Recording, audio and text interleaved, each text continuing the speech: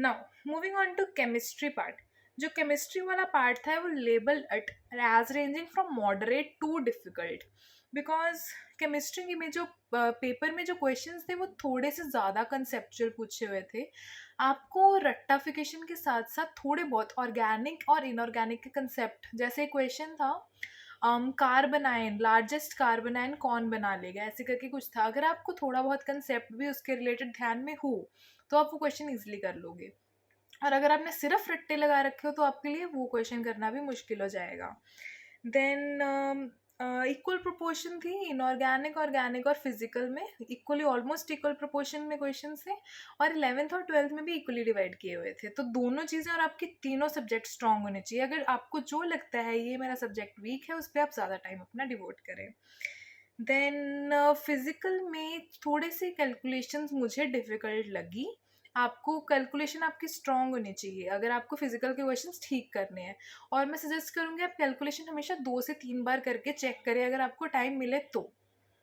Then the next thing is कि आपकी जो केमिस्ट्री थी वो थोड़ी सी टाइम कंज्यूमिंग मुझे लगी, क्योंकि क्वेश्चन को पढ़ना था, एजर्शन रीजनिंग के भी क्वेश्चंस थे और स्टेटमेंट्स के रिलेटेड भी क्वेश्चंस थे, तो थोड़ी सी टाइम कंज्यूमिंग थी। अगर आपने टाइम अच्छे से मैनेज किया होगा तो आपकी केमिस्ट्री भी अच्छे से हो गई होगी। तो ओवरऑल मैं बोलूँगी कि केमिस्ट्री का क्वेश्चन पेपर काफ़ी अच्छा डिज़ाइन था। कोई भी ऐसे ही नहीं सॉल्व कर पाएगा केमिस्ट्री का question paper.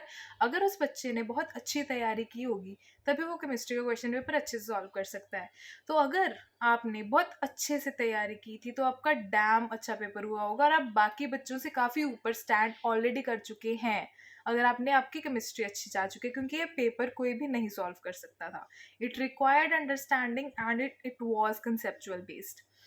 Now coming on to bio, bio was complete NCERT. कितनी बार बोला है, बायो के लिए सिर्फ एनसीईआरटी इज सफिशिएंट। एनसीईआरटी रट ली तो आपने समझ लो बायो आपकी हो गई। बायो का पेपर एनसीईआरटी बेस्ड था, लेकिन बायो का पेपर लेंथी था। उसमें बहुत सारे एजर्शन रीजनिंग के क्वेश्चन थे, बहुत सारे मैच द फॉलोइंग क्वेश्चन थे, बहुत सारे करेक्ट ऑप्शन चुनने वाले क्वेश्चन थे। ये मैंने भर भर के देखे हैं। मैच द फॉलोइंग में आपको टाइम लगेगा, वो जल्दी 1 मिनट में सॉल्व करना मैच द फॉलोइंग को मुश्किल होता है, क्योंकि आपको चारों मैचेस, चारों ऑप्शंस देख, मतलब चारों जो ए बी सी डी होते हैं उनको उनके मैचिंग कॉम्पोनेंट्स ढूंढने होते हैं, और एजर्शन रीजनिंग बहुत टाइम कंज्यूमिंग होती है। Then again that choose the correct statements, statement 1 is 2 true, मतलब वो एक ही क्वेश्चन के अंदर ना 2 2 3 3 क्वेश्चन बन जाते हैं।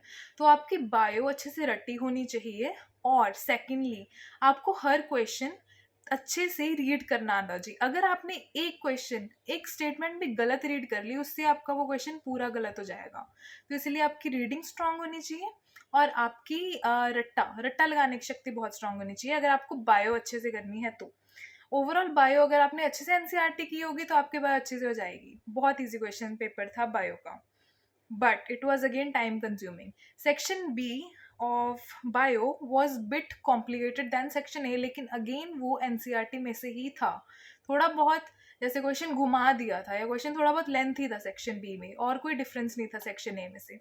सो I would label bio as ranging from easy to moderate. Moderate इसीलिए क्योंकि वो टाइम कंज्यूमिंग थी, otherwise the overall paper was easy.